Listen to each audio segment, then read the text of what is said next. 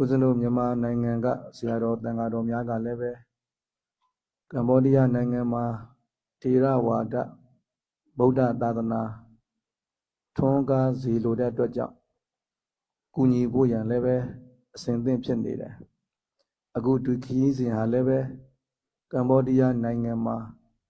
ဗုဒ္ဓအလိုတော်ကြအရေးကြီးတဲ့ပိန်ဖြစ်ပေါ်ဖို့အတွက်မြန်မာရဟန်းတော်များနဲ့ကမ္ဘောဒီးယားရဟန်းတော်များပူးပေါင်းပြီးတော့ဆောင်ရွက်ရမယ်ခရီးစဉ်ဖြစ်ပါတယ်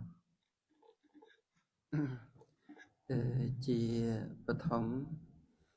លោកបានធ្វើការត្រេកអររីករាយអនុមោទនាចំពោះកងការកសលរបស់ពុទ្ធបរិស័ទខ្មែរយើងទាំងប្រសង់ទាំងពុទ្ធបរិស័ទផ្សេងៗដែលជាអ្នកកាន់ពុទ្ធសាសនាពិតៗក្រោយពីឃើញពុទ្ធបរិស័ទយើងដែលមានសទ្ធាជ្រះថ្លាក្នុងពុទ្ធសាសនាហើយមានការបដិបត្តិយ៉ាងសមគួរមិនថាតែប្រសង់ឬក៏ពុទ្ធបរិស័ទទេចឹងហើយទៅធ្វើឲ្យលោកសប្បាយចិត្តក្នុងដំណើរដែលបានមកដល់ប្រទេសកម្ពុជាហើយបានឃើញនៅទស្សនភាពដែលមានសភាពដូចនេះជាដើមទន្ទឹមគ្នានោះក៏បានឃើញពីសេចក្តីជាយាមរបស់ព្រះភិក្ខុសង្ឃសេចក្តីជាយាមរបស់ពុទ្ធបរិស័ទយើងក្នុងការបំពេញបុណ្យកុសល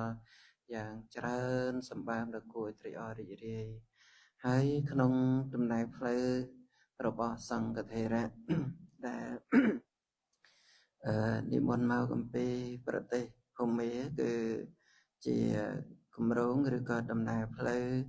ដែលនិមន្តមកក្នុងកិច្ចសង្ឃកម្មផ្សេងៗមានការបញ្ចុះ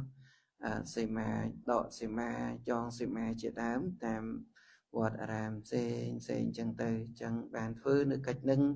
តាមលទ្ធភាពរបស់ខ្លួនឯងឃើញប្រសង់យើងស្រឡាញ់ធម៌វិន័យហើយលោកក៏សប្បាយចិត្តរីករាយចំពោះអ្វីដែលបានឃើញបានជួបហើយក៏ត្រេកអររីករាយចំពោះអ្វីដែលប្រសង់ភូមិឬក៏លោកគ្រប់ព្រះអង្គដែលបានជួយក្នុងការបំពេញនៅកិច្ចដែលនៅខ្វះខាតដែលយើងត្រូវការឲ្យលោកជួយហ្នឹងលោកពិតជាសប្បាយចិត្តត្រេកអររីករាយណាស់បងကမ္ဘောဒီးယားနိုင်ငံမှာသာသနာထွန်းကားဖို့အတွက်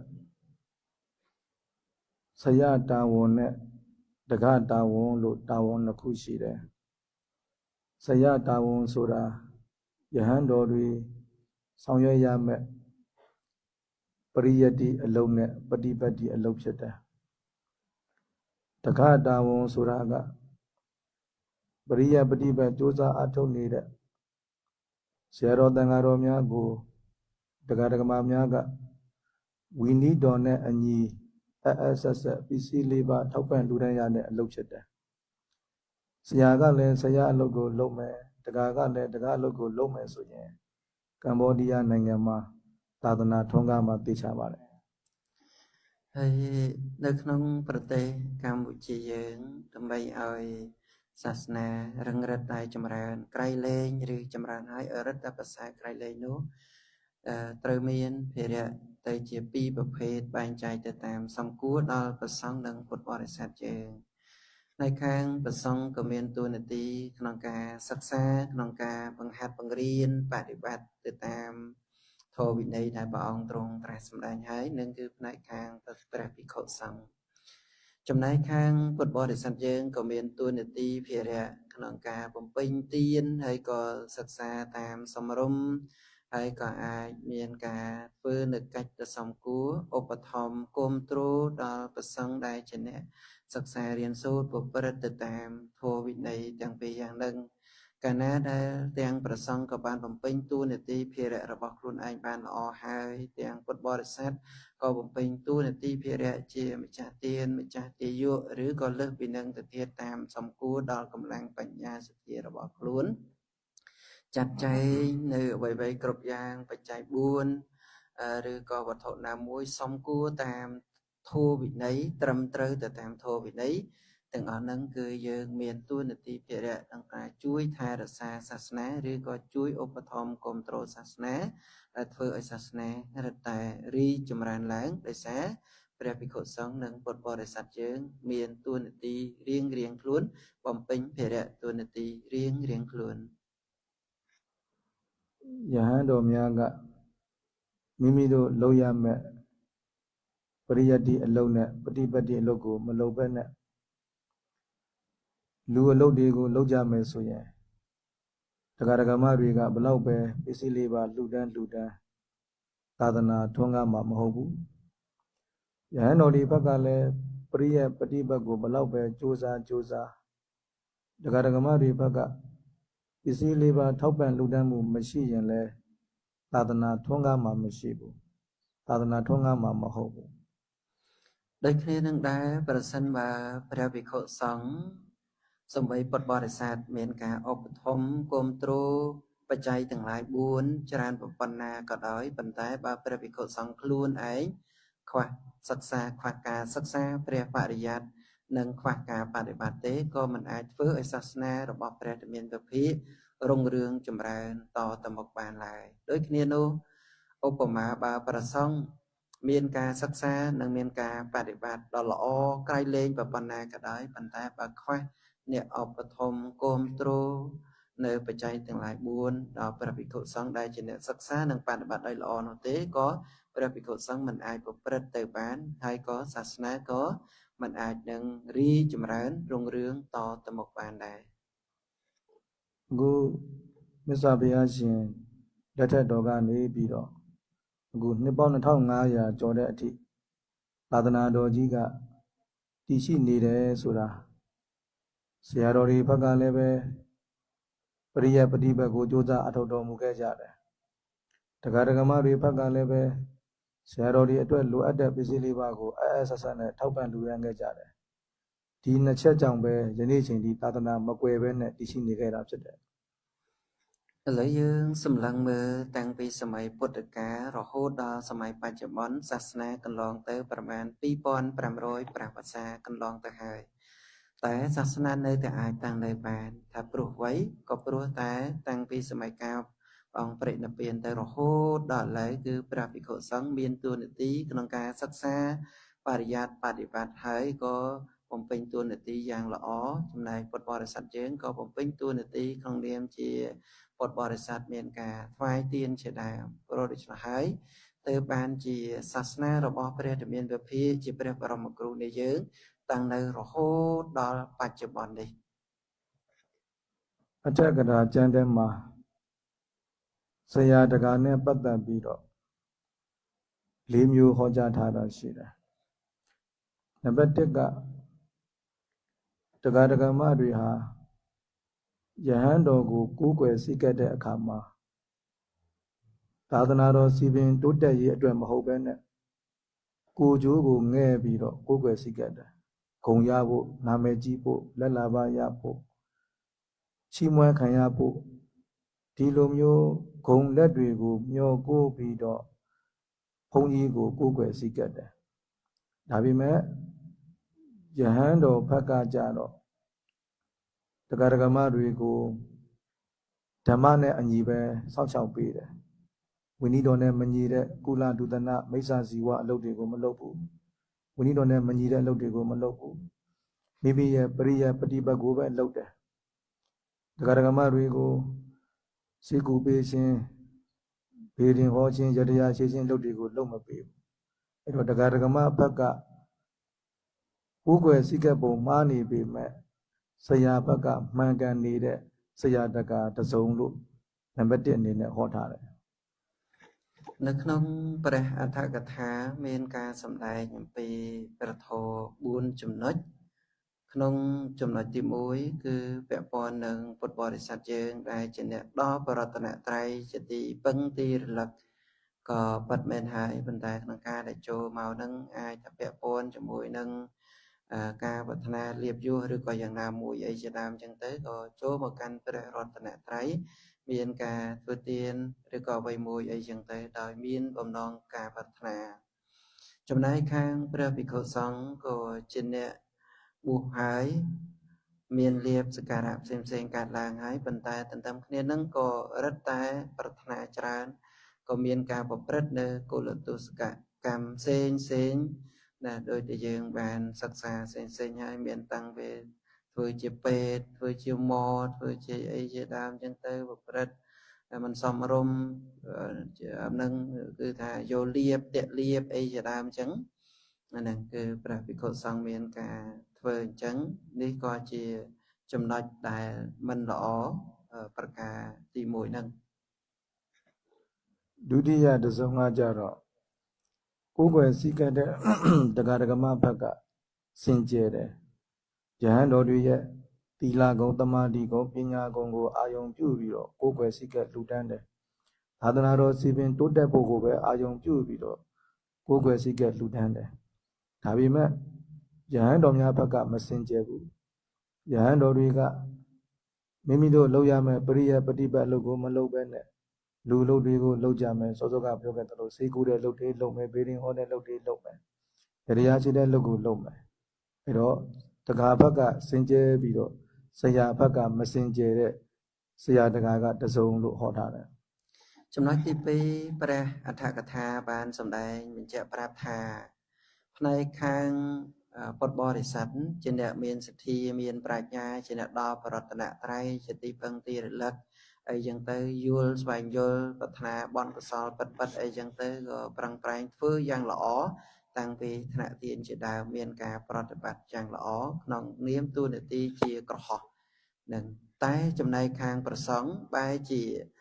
មិនមានការប្រព្រឹត្តដោយល្អទេជាអ្នកប្រព្រឹត្តនៅគោលទស្សកកម្មជាដើមដោយការធ្វើរឿងដែលមិនល្អផ្សេងអីចឹងទៅយកលៀបតាក់លៀបឬគុហនៈការធ្វើជាពេទ្យជាម៉ូអីផ្សេងអីហ្នឹងសត្វតែជារឿងដែលមិនសមរម្យបានន័យថាពុទ្ធបរិស័ទហ្នឹងគឺល្អការធ្វើទានបដោតចំពោះសង្ឃយ៉ាងត្រឹមត្រូវដើម្បីសាសនារុងរឿងចម្រើនដើម្បីសាសនាតាំងនៅប៉ុន្តែបែរជាមានផ្នែកខាងបដិគិហកៈគឺប្រសង្ឃបែរជាអ្នកមិនមានការប្រព្រឹត្តដ៏ល្អដ៏សមគួរតាមធម៌វិន័យទេនេះក៏ជាហេតុមួយដែលមិនទាន់ធ្វើឲ្យសាសនារីកចម្រើនដែរខុសពីទី1គឺមិនល្អទាំងសងខាង តតិយတစ်စုံကကြတော့တရားဓမ္မဘက်ကလည်းမစင်ကြယ်ဘူးဆရာဘုန်းကြီးဘက်ကလည်းပဲမစင်ကြယ်ဘူးတရားဓမ္မတွေကလည်းဘုန်းကြီးကိုကိုးကွယ်တဲ့အခါမှာဂုံတွေမျောကိုလက်တွေမျောကိုပြီးတော့ကိုးကွယ်စိတ်ကတာသာသနာတော်အတွက်မဟုတ်ဘူးဘုန်းကြီးတွေဘက်ကလည်းပဲပရိယပฏิပတ်သာသနာလုပ်တွေကိုမလုပ်ဘူးဝိနည်းသီလများကိုမလေးစားပဲနဲ့လူလုပ်တွေလုပ်ဗေဒင်ဟောစေကုကုလဒုဒနာမိစ္ဆာဇီဝလုပ်တွေကိုလုပ်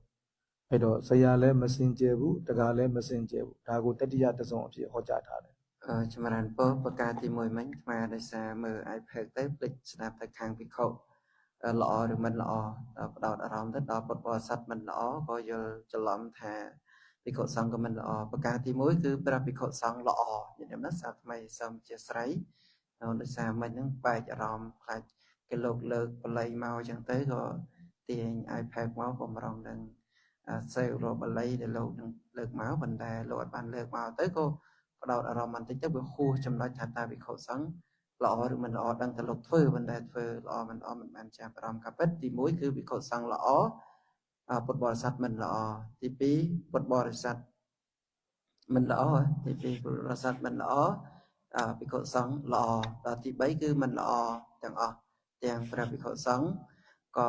ជាអ្នកមានការប្រព្រឹត្តមិនល្អទាំងពុទ្ធបរិស័ទក៏មានការធ្វើនៅទង្វើដែលមិនល្អមិនសមគួរទាំងទានក៏ធ្វើមិនត្រឹមត្រូវតាមធម៌វិន័យទាំងព្រះភិក្ខុសង្ឃក៏មិនបានប្រព្រឹត្តត្រឹមត្រូវទៅតាមធម៌វិន័យនេះជាហេតុមួយតែធ្វើឲ្យសាសនាមិនរុងរឿងមិនរីកចម្រើនឡើយអរគុណបាទបាត់រីគុំបាទបាទថ្មខ្ញុំ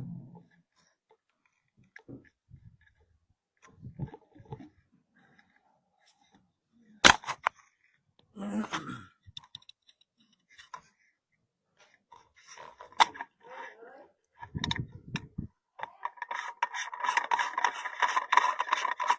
ုက္ခ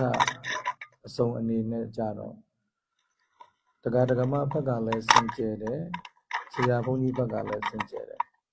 တရားဓမ္မတွေအားလည်းပဲတန်ဃာတော်များကိုကိုးကွယ်စည်းကဲလှူဒန်းတဲ့အခါမှာတန်ဃာတော်တွေရဲ့သီလဂုဏ်သမာဓိဂုဏ်ပညာဂုဏ်တွေကိုအာရုံပြုပြီးတော့ သာသနာတော်စီစဉ်တိုးတက်ဖို့ကိုရည်ရွယ်ပြီးတော့ကိုယ်ွယ်ထောက်ပံ့ထူထမ်းတယ်။ယဟန်တော်များဘက်ကလည်းပဲမိမိတို့လုပ်ရမယ့်ပရိယပฏิပတ်အလုပ်ကိုစ조사ပြီးတော့လုပ်တယ်။မိမိတို့နာမည်ကြီးဖို့မိမိတို့ဂုဏ်ရဖို့လက်ရဖို့အတွက်ဒကာဒကမတွေကိုစိတ်ကူပေးခြင်းစေဝါပေးခြင်းဗေဒင်ဟောခြင်းယတရားရှိခြင်းမအပ်ဆက်တဲ့ကုလဒုဒနာမိစ္ဆာဇီဝအလုပ်တွေကိုမလုပ်ဘူး။တော့ဆရာလည်းစင်ကြယ်တယ်တကားလည်းစင်ကြယ်တယ်။နံပါတ်၄အဆုံးကိုဟောကြားတော်မူခဲ့ ចំណុចទី4ព្រះអដ្ឋកថាបានពោលពីបុគ្គលទាំងពីរប្រភេទគឺផ្នែកខាងប្រសង់គឺជាអ្នកសិក្សាបប្រតិបត្តិដ៏ល្អដ៏គួរជាទីជ្រះថ្លាមិនប្រព្រឹត្តទៅដោយអំណាចនៃកុលទុសកកម្មអីជាដើមទេដែលជាអ្នកមានការសង្រួមមានសង្វរៈយ៉ាងល្អនៅក្នុងធម៌វិន័យមានការសិក្សាមានការបប្រតិបត្តិដ៏ល្អតាមសមគួរដល់ធម៌វិន័យដ៏ក្រៃលែងគួរជាទីជ្រះថ្លាដូចគ្នានឹងដែរគឺពុទ្ធបរិស័ទទៀតសោតក៏ជាអ្នកយល់ដឹងទៅតាមអ្វីដែលធ្លាប់បានសិក្សាហើយក៏ប្រព្រឹត្តទៅតាមនឹងសម្បីការធ្វើទានក៏ត្រឹមត្រូវទៅតាមនឹងមិនជាអ្នកប្រាថ្នាលៀបសក្ការៈមុខមាត់ឲ្យធ្វើទានអត់ទេគឺទិសដៅដើម្បីប្រយោជន៍ដល់ព្រះសាសនារុងរឿងចម្រើនប្រយោជន៍ដល់ការរួចផុតចាកទុក្ខតែមួយយ៉ាងដូច្នេះបុគ្គលទី4ពួកទី4មិនគឺពុទ្ធបរិស័ទក៏ល្អព្រះភិក្ខុសង្ឃក៏ល្អ ဒီတော့ဒီဆရာတက၄မျိုးထဲမှာသာသနာထွန်းကားတိုးတက်စေခြင်းနဲ့ဆိုလို့ရှိရင်နံပါတ်၄အဆုံးဖြစ်တဲ့တရားဓမ္မဘက်ကလည်းကိုယ်ွယ်စည်းကပ်တာစင်ကြယ်ရမယ်ဆရာတော်များဘက်ကလည်းပဲပရိယပฏิပတ်စ조사အထောက်ကြရမှာဖြစ်တယ်အဲတော့ဆရာတကမိမိတို့အလုပ်ကိုစင်ကြယ်နဲ့စ조사လုပ်မှသာဗုဒ္ဓမြတ်စွာသာသနာတော်ကြီးကစီပင်ထွန်းကားမှာဖြစ်တယ်။ဒီတော့ကမ္ဘောဒီးယားမှာသာသနာထွန်းကားခြင်းနဲ့ဆိုရင်တရားဓမ္မတွေဟာလည်းပဲတကယ်ကိုသာသနာစိတ်နဲ့မြတ်စွာဘုရားရှင်ရဲ့သာသနာလုပ်ကိုလုပ်နေတဲ့ယဟန်တန်ဃာတော်များကိုကိုယ်ွယ်စည်းကပ်လှူဒန်းထောက်ပံ့ကြမှာဖြစ်တယ်။ဒီတရားတန်ဃာတော်များဘက်ကလည်းပဲဝိနည်းတော်ကိုအလေးထားပြီးတော့ပရိယပฏิပတ်ကိုအထောက်ကြမှာဖြစ်တယ်။ဒီလိုဆိုရင်ကမ္ဘောဒီးယားနိုင်ငံမှာမြတ်စွာဘုရားအလိုတော်ကြထေရဝါဒသာသနာတော်တေချာပေါက်ထွန်းကားမယ်ဆိုတာကိုရဲကြီးပြောဝံ့ပါတယ် ក្នុងបណ្ដាធម៌ទាំង4ប្រភេទភេទឬក៏បុគ្គលទាំង4ប្រភេទមានតែប្រភេទទី4នេះទេគឺជាអ្នកបរិសុទ្ធល្អទាំងពីរចំណែកមិនថាតែព្រះភិក្ខុសង្ឃក៏ជាអ្នកសិក្សានិងជាអ្នកបប្រតិបត្តិឲ្យល្អតាមធម៌វិន័យដែលព្រះចិនស្រីព្រះអង្គទ្រង់បានត្រាស់សម្ដែងហើយពុទ្ធបរិស័ទទៀតសោតក៏ជាអ្នកយល់ជាអ្នកមានសទ្ធាពិតមិនមែនជាបុគ្គលខ្លាញ់បន្លំខ្លាយធ្វើដើម្បីនេះដើម្បីនោះអត់ទេគឺធ្វើដើម្បីប្រយោជន៍ដល់ព្រះសាសនាធ្វើអ្វីគឺត្រឹមត្រូវទៅតាមធម៌វិន័យមិនមែនធ្វើទៅតាមទម្លាប់ទំនៀមទម្លាប់អីទេគឺត្រឹមត្រូវយ៉ាងល្អនៅក្នុងប្រទេសកម្ពុជាយើងកាលណាដែល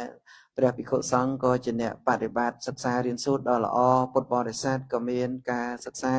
បដិបត្តិដ៏ល្អតាមសមគួរដល់ភេទរៀងខ្លួនហើយនោះគឺយើងអាចហ៊ាននិយាយយ៉ាងច្បាស់លាស់ថាសាសនានៅក្នុងប្រទេសកម្ពុជាយើងនឹងរុងរឿងនឹងរីកចម្រើននឹងតាំងនៅអស់កាលដ៏យូរជាពុំខានឡើយအဲ့တော့တရားဓမ္မများအနေနဲ့မိမိတို့နိုင်ငံမှာမြတ်စွာဘုရားရဲ့အဆုံးအမတွေထွန်းကားရင်မြတ်စွာဘုရားအဆုံးအမထွန်းကားတယ်ဆိုတာယဟန်တော်တွေရဲ့တန်တမှာလည်းမြတ်စွာဘုရားရဲ့အဆုံးအမတော်ကိုလိုက်နာကျင့်သုံးနေထိုင်ကြမယ်။တရားဓမ္မတွေရဲ့တန်တမှာလည်းဘုရားရဲ့အဆုံးအမကိုလိုက်နာကျင့်သုံးနေထိုင်ကြမယ်။အဲ့ဒီလိုမျိုးဆရာရောတကာရောလိုက်နာကျင့်သုံးနေထိုင်ကြရင်သာသနာတကယ်ထွန်းကားတယ်လို့ခေါ်တယ်။အဲ့လိုဆိုလို့ရှိရင်ကမ္ဘောဒီးယားနိုင်ငံဟာငြိမ်းချမ်းစွာနဲ့ကမ္ဘာပေါ်မှာတကယ်ကိုချမ်းသာခြင်းစိတ်ချမ်းသာခြင်းနဲ့ပြည့်စုံတဲ့နိုင်ငံတစ်ခုနဲ့ယက်တည်နိုင်မှာဖြစ်တယ်ដូច្នេះក្នុងការដែលត្រូវធ្វើឲ្យប្រទេសកម្ពុជាយើងដែលមានសាសនារឹតតែរីកចម្រើនរឹតតែតាំងនៅឱកាសដ៏យូរអង្វែងគឺភារៈតួនាទីរបស់បុគ្គលទាំងពីរប្រភេទនឹងទាំងពីរពួកនឹងគឺសំខាន់ក្រៃលែងណាស់ទាំងបព្វជិតទាំងគ្រោះហោះដែលមានតួនាទីរៀងខ្លួនចឹងហើយដូច្នេះដើម្បីសាសនារបស់ព្រះតមានពភា បានតាំងនៅហើយជាប្រយោជន៍ដើម្បីសេចក្តីសុខសេចក្តីចម្រើនដល់ពុទ្ធបរិស័ទនៅក្នុងប្រទេសកម្ពុជាយើងហើយជាអ្នកមានសេចក្តីសុខមានសេចក្តីស្ងប់និងបានត្រាស់ដឹងធម៌ផងហើយម្យ៉ាងទៀតសង្គមពិភពលោកទាំងមូលក៏នឹងមានសេចក្តីសុខសេចក្តីចម្រើនដោយការចាប់ផ្ដើមពីយើងទាំងអស់គ្នានៅក្នុងប្រទេសរបស់កម្ពុជាយើងទាំងព្រះភិក្ខុសង្ឃនិងពុទ្ធបរិស័ទយើងដែលមានការប្រព្រឹត្តបដិបត្តិដោយល្អនេះគឺពិតណាស់ពិភពលោកនៅក្នុងប្រទេសកម្ពុជាយើងក៏សុខសាន្តនៅក្នុងទីដទៃប្រទេសដទៃក៏នឹងសុខសាន្តផងដែរបាទ ဗုဒ္ဓဘာသာလို့အမိခံထားပေမဲ့ယဟန်တော်ပဲဖြစ်ဖြစ်တရားဓမ္မတွေပဲဖြစ်ဖြစ်ဘုရားရဲ့အဆုံးအမကိုမလိုက်နာကြဘူးမကျင့်သုံးကြဘူးဆိုရင်ကိုယ်ကြီးချမ်းသာခြင်းစိတ်ချမ်းသာခြင်းနဲ့ပြည့်စုံကြမှာမဟုတ်ဘူးပြစ္ဆုတ်ပံဘဝမှာလည်းဆင်းရဲနိုင်တယ်လို့တမလွန်ဘဝမှာလည်းဆင်းရဲနိုင်တယ်ဒါကြောင့်ဗုဒ္ဓဘာသာအမိခံယုံနဲ့အာမရပဲနဲ့မကျင့်တတ်ကြပဲနဲ့ဘုရားရဲ့အဆုံးအမကိုလက်တွေ့လိုက်နာကျင့်သုံးစေခြင်းပါတယ်យើងទាំងអស់គ្នាសំបីមាននាមថាជាអ្នកកាន់ព្រះពុទ្ធសាសនាហើយក៏ដោយប៉ុន្តែប្រសិនបើទាំងព្រះភិក្ខុសង្ឃនិងទាំងពុទ្ធបរិស័ទនឹងខ្វះការសិក្សាខ្វះការបដិបត្តិឲ្យត្រឹមត្រូវតាមធម៌វិន័យហើយនឹងមិនមានសេចក្តីស្ងប់ឡើយមិនមានសេចក្តីសុខឡើយទាំងបច្ចុប្បន្នជាតិបច្ចុប្បន្នភពក៏មិនមានសេចក្តីសុខទាំងបរលោកក៏មិនមានសេចក្តីសុខព្រោះតែមានការខ្វះការបដិបត្តិទៅតាមធម៌វិន័យដែលព្រះចិនស្រីព្រះអង្គទ្រង់បានត្រាស់សម្ដែងហើយនឹងဘုရားရဲ့တရားတော်အလုံးကငြိမ်းချမ်းစေတဲ့တရားတွေဖြစ်တယ်ဘယ်တရားပဲဖြစ်ဖြစ်သုတ်တံဖြစ်ဖြစ်ဝိနည်းဖြစ်ဖြစ်အဘိဓမ္မာဖြစ်ဖြစ်အလုံးဟာငြိမ်းချမ်းစေတဲ့တရားဖြစ်တယ်တို့မေတ္တာသုတ်ထဲမှာပဲငြိမ်းချမ်းစေတဲ့ကျင့်စဉ်တွေအများကြီးပါတယ်အဲ့တော့မေတ္တာသုတ်ကိုလိုက်နာရင်တောင်မှဒီပိဿုပံမှာလည်းငြိမ်းချမ်းနိုင်တယ်တမလွန်မှာလည်းငြိမ်းချမ်းနိုင်ပါတယ်ធម៌វិន័យរបស់ព្រះសម្មាសម្ពុទ្ធគ្រប់ប្រការទាំងអស់មិនថាព្រះវិន័យមិនថាប្រសូតឬមិនថាព្រះអភិធម្មទេសពតែជាធម៌ដែលប្រព្រឹត្តទៅដើម្បីសេចក្តីសុខទាំងបច្ចុប្បន្ននិងបរលោកហ្នឹងហើយដូចជាប្រសូតដែលប្រតិដែលបានពោលមិញមានមេត្តសូតមេត្តប្រតិជាដើមដែលព្រះអង្គទ្រង់ត្រាស់សម្ដែងហើយហ្នឹងសពតែជាព្រះធម៌សពតែជាព្រះវិន័យដែលប្រព្រឹត្តទៅដើម្បីឲ្យសុខទាំងបច្ចុប្បន្ននិងបរលោកនេះគឺកើតចេញអំពីសទ្ធាសេចក្តីជ្រះថ្លារបស់ពុទ្ធបរិស័ទយើងដែលមានការយល់ដឹងហើយមានការបដិបត្តិទៅតាមធម៌របស់ព្រះអង្គមេត្តាသုတ်ထဲမှာမိမိကိုယ်တိုင်လည်းချမ်းသာဖို့သူတစ်ပါးတွေလည်းချမ်းသာဖို့အတွက်လမ်းညွှန်ပေးထားတဲ့နိလန်းလေးတွေရှိတယ်နည်းနည်းလေးပြောရရင်ဘာပြောသလဲဆိုတော့နသခုဒ္ဒမာစရိကိစီယေနဝိညဥပဝတ္တိယောပညာရှိသူတော်ကောင်းတွေကဲ့ရဲ့စရာအပြစ်တင်စရာဖြစ်နေမယ်ဆိုလို့ရှိရင်နသခုဒ္ဒမာစရိကိစီနည်းနည်းလေးကိုမှနော်ကာယကံနဲ့ဖြစ်စေဝစီကံနဲ့ဖြစ်စေမနောကံနဲ့ဖြစ်စေနည်းနည်းလေးကိုမှမလုပ်ကြပါနဲ့ပညာရှိတွေကဲ့ရဲ့စရာဆိုရင်နည်းနည်းမှမလုပ်ကြနဲ့ပညာရှိတွေကဲ့ရဲ့စရာဆိုရင်နည်းနည်းမှမပြောကြနဲ့ပညာရှိတွေကဲ့ရဲ့စရာဆိုရင်နည်းနည်းမှမကြံကြနဲ့ဒါကိုမေတ္တာသုတ်ထဲမှာနာသခုဒ္ဒမာစရိကိဉ္စီလို့ဟောထားတယ်នៅក្នុងមេត្តាសូត្រទៀតសោតគឺនៅក្នុងចំណុចនៃប្រកាសថាមួយដែលព្រះអង្គទ្រង់ត្រាស់សម្ដែងហើយនឹងនៅក្នុងមេត្តាសូត្រនឹងគឺអ្នកនាសខុតអ្នកចខទាំងមាសរិកិញ្មាសនៃតាយុនេះណានៅក្នុងសេចក្តីហ្នឹងក្នុងនិយមន័យថាកាលណាដែលភិក្ខុសង្ឃយើងដែលមានការមិនថ្លឹងថ្នាក់ចំពោះពាក្យសម្ដីដែលគេតេះដៀពោលទោសដោយប្រការណាមួយហើយក៏ជាអ្នកនឹងរស់នៅបានសេចក្តីសុខនឹងសរុបរួមមកបើយើងមិនទាស់ជាមួយនឹងពាក្យសម្ដីរបស់អ្នកដទៃដោយប្រការណាមួយហើយនឹងជាអ្នករស់នៅជាសុខបាទနောက်ဘုရားပြောသေးတယ်မေတ္တာသုတ်ထဲမှာနိညမေညတဒုက္ခမိတ်စေယနိညမေညအချင်းချင်းအပေါ်မှာ ဒုက္ခမိတ်စေယဒုက္ခံဆင်းရဲဒုက္ခကိုနာအိတ်စေယအလိုမရှိပါနဲ့တူပေါ်တူဆင်းရဲဒုက္ခရောက်စေခြင်းတဲ့စိတ်တွေမထားပါနဲ့တဲ့မြတ်စွာဘုရားဟောတာဘလောက်အေးချမ်းတယ်လဲနော်အဲ့တော့မိမိအိမ်သူအိမ်သားဘော်ဒီမှာဖြစ်ဖြစ်မိမိတို့ရက်ွက်သူရက်ွက်သားဘော်ဒီမှာဖြစ်ဖြစ်မိမိတို့မြို့သူမြို့သားမိမိတို့နိုင်ငံသူနိုင်ငံသားကဘာသူကဘာသားတတ္တဝါအလုံးပေါ်မှာဆင်းရဲစေလိုတဲ့စိတ်မဖြစ်စေရဘူးလို့ဘုရားကလက်ညွှန်ပေးထားတယ်ဒါဟာအလွန်ငြိမ်းချမ်းစေတဲ့နိလန်းတွေဖြစ်တယ်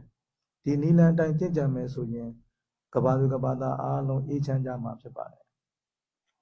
ហើយមួយវិញទៀតព្រះអង្គទ្រង់ត្រាស់សម្ដែងនៅក្នុងបាទនៃព្រះគាថាមួយដែលថា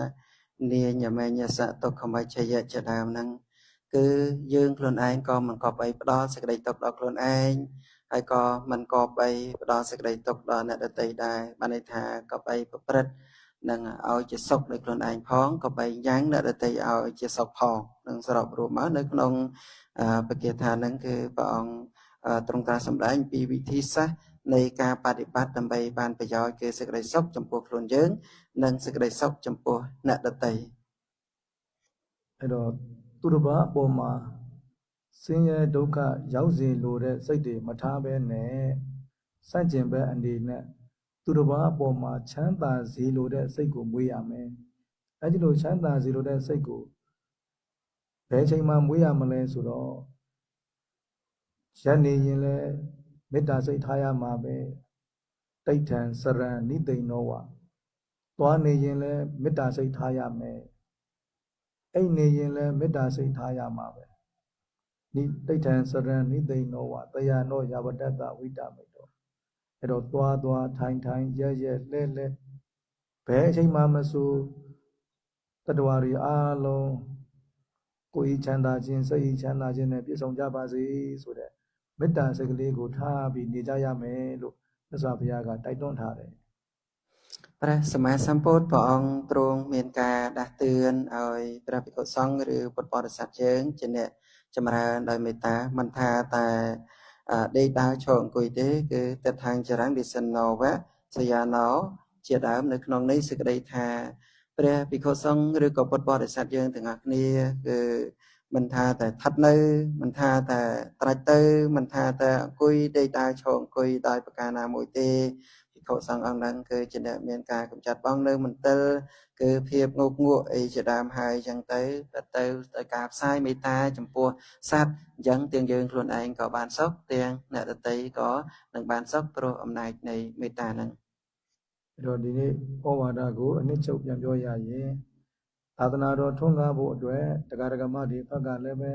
သာသနာတော်ကိုတတ်တန်ရှင်းရှင်းကိုးကွယ်ကြရမယ်။ယဟန်တော်တွေဘက်ကလည်းပဲပရိယပฏิပတ်ကိုကြိုးစားအထောက်ကြရမယ်။ကဘာသူကဘာသားအားလုံးငြိမ်းချမ်းဖို့အတွက်သွားရထိုင်လျောင်းဣရိယာပု၄ပါးလုံးမှာမေတ္တာတရားနဲ့နေထိုင်ကြရမှာဖြစ်တယ်။ဒါကြောင့်ဒီနေ့တရားဓမ္မတွေအားလုံးမြတ်စွာဘုရားရဲ့သာသနာတော်ကိုဗုဒ္ဓအလိုတော်ကြထွန်းကားအောင်ကြိုးစားအထောက်နိုင်ကြပါစေ။សាធុសរុបអវាដកថាពាក្យទូមានរបស់ព្រះសង្ឃថេរៈ